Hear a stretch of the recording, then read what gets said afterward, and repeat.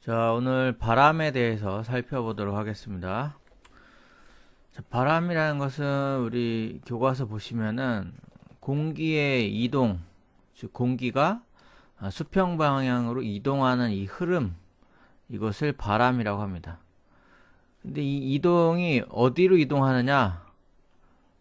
자, 어디로 이동하느냐? 그것은 바로 위에 나와 있죠. 기압이 높은 곳에서 기압이 낮은 곳으로, 이게 바람의 방향이라고 할 수 있겠죠? 바람의 방향. 자, 기압이 높다라는 것은 공기 분자가 더 많다는 거예요. 그래서 높은 곳에 한번 써볼까요? 높은 곳은 공기 많은 곳. 공기가 많을수록 더 눌러주는 압력이 세겠죠? 그래서 이런 것을 뭐 고기압이라고도 합니다. 고기압. 그 다음에 낮은 곳에 밑줄 그어볼까요?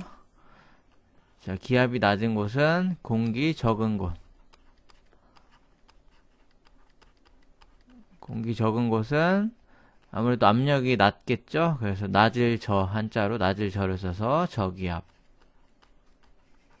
그래서 바람은 고기압에서 저기압 쪽으로 이렇게 봅니다.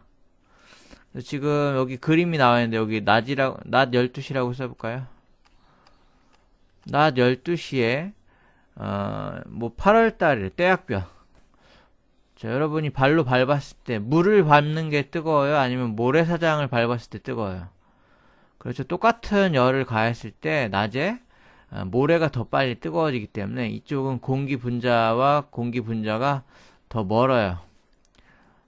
공기가 좀 팽창한다는 거죠. 팽창해서 얘네들은 위로 상승하는 움직임이 있어요. 이 모래 위쪽은. 모래에 비해서는 물은 차갑기 때문에 반대로 이쪽은 하강하는 기류가 생겨요. 그래서 상승하는 기류 이쪽은 이제 저기압이라고 할 수 있겠고, 그 다음에 공기가 내려와서 공기 분자가 이쪽은 많겠죠. 공기 분자가 모래 위보다는 더 많이 모여 있을 거예요. 이쪽은 이제 고기압. 근데 공기의 흐름 중에서 바람이라는 것은 수평 방향의 흐름이니까 이 고기압에서, 자, 내려온 공기는 양쪽으로 이렇게 퍼질 텐데 이쪽 저기압 쪽으로 퍼지는 공기의 흐름도 있겠죠. 그래서 이때 이 수평 방향으로 이 부는 요 바람을 요 공기의 흐름을 바람이라고 합니다. 근데 바람의 방향은 고기압에서 저기압 쪽으로 흘러간다는 거죠. 자, 오른쪽 페이지 보시면은 바람이 부는 원리에 대해서 나와 있죠. 그림이 조금 약간 이상해요. 여기다 낮 12시라고 써볼까요? 낮 12시에 요 냉각이라고 되어 있는 곳에 여기다 물을 한번 그려볼까요? 물. 이쪽에 물이 있고 가열이라고 되어 있는 부분은 모래라고 써볼까요? 자, 똑같은 낮 12시에 물이 많은 지역과 모래가 많은 지역에서 모래 쪽이 더 빨리 뜨거워진다는 거죠. 뜨거워진 공기는 그 공기 분자와 분자 사이가 멀어지기 때문에 밀도가 작아서 위로 상승을 합니다. 반대로 차가워진 공기, 물 위쪽은 아무래도 좀 차갑겠죠. 차가운 공기는 아래로 이제 하강하죠. 이런 거 이제 대류 현상이라고도 하는데, 이때 공기 분자가 많이 모이는 차가운 쪽이 아무래도 공기 분자와 분자 사이가 이제 가깝고요. 뜨거운 쪽은 공기 분자와 분자 사이가 좀 멀어요. 그래서 공기 분자가 많은 곳이 이제 기압이 높고, 그렇지 않은 곳은 기압이 낮아서, 바람의 방향은 이렇게 수평 방향의 공기의 흐름이니까 이쪽 고기압에서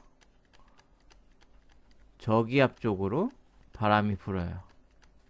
자, 왼쪽에 교과서에 밑줄을 한번 그어볼까요? 자, 가열되는 지역에서는 공기가 상승해서 기압이 낮아지고, 자, 여기 가열되는 지역은 공기 분자 밀도, 공기의 밀도가 작을소, 한자로 작고, 그 다음에 냉각되는 지역은 밀도가 밀도가 크다라고 이렇게 써볼까요? 그래서 기압이 높은 곳에서 낮은 곳으로 바람이 불고, 자, 이거를 보통, 자, 동그라미 1, 해륙풍이라는 게 있고요. 동그라미 2, 계절풍이라는 게 있어요. 해륙풍은 바다, 해와 육지, 그래서 바다와 육지 사이에 부는 바람인데, 하루를 주기로 24시간을 주기로 바람이 육지에서 바다 쪽으로 불기도 하고, 바다에서 육지로 불기도 하고요. 그 다음에 1년을 주기로 여름에 한번, 겨울에 한번 이렇게 바람의 방향이 정반대로 바뀌는데, 이것은 여름과 겨울에 분다 해서 이걸 계절에 따라서 부는 바람에서 계절풍이라고 합니다. 자세한 건 아래쪽 그림을 살펴보도록 하겠습니다. 자, 아래쪽 그림을 왼쪽과 오른쪽으로 이렇게 경계선을 하나 그려주세요. 이렇게 경계선을 그려주고, 왼쪽은 해륙풍이라고 써주시고, 해륙풍, 오른쪽은 계절풍이라고 써주세요. 그래서 해륙풍은 하루가 주기고, 계절풍은 얼마를 주기로 바뀔까요? 그렇죠. 1년에 한 번씩 원래대로 돌아와요. 원래대로 돌아오는 그러한 시간을 주기라고 합니다. 그래서 해륙풍은 하루, 즉 24시간을 주기로 24hour를 기준으로 원래대로 돌아와요. 그래서 낮 12시라고 써볼까요? 낮 12시에는 물쪽은 이제 차갑다고 했죠? 이쪽은 차가워라고 쓰시고, 육지 쪽은 뜨거워라고 써볼까요? 뜨거워진 공기는 대류 현상에 의해서 밀도가 작으니까 이렇게 위로 올라가고, 차가운 공기는 아래로 이렇게 냉각이 돼서 내려온다고 했죠? 그래서 이렇게 내려오고 이쪽은 올라가니까 이게 자연스럽게 바람이 불려면 이쪽에서 이쪽으로 이렇게 바람이 불겠죠. 그래서 이 수평 방향의 바람이 지금, 자, 요 바람은 어디로부터 오는 거예요? from 바다죠? 바다로부터 육지 쪽으로 가는데, 이 어디에서부터 오느냐가 바람의 이름이에요. 그래서 바다는 바다 해자니까 해풍이라고 합니다. 해풍. 바다에서부터 분다 해서. 반면에 이제 밤 12시 써볼까요? 밤 12시엔 어떠냐? 밤 12시에는 빨리 뜨거워지는 애가 이쪽이 빨리 식어요. 써볼까요? 빨리 식어. 모래사장, 즉 육지 쪽이 빨리 식고, 여기는 천천히 식어요. 천천히 천천히 냉각이 된다는 거죠. 빨리 식는 쪽이 더 차가우니까 이쪽이 더 차가워라고 써볼까요? 이쪽은 상대적으로 따뜻하겠죠? 더 차가운 것보다는. 그래서 따뜻한 쪽은 공기가 위로 올라가고, 차가운 쪽은 공기가 내려가서 결국 내려오고 올라가니까 얘네 사이에 바람은 자연스럽게 왼쪽에서 오른쪽으로 이렇게 불겠죠. 그럼 이때 또 바람이 불죠. 자, 요 바람은 어디로부터 오는 거예요?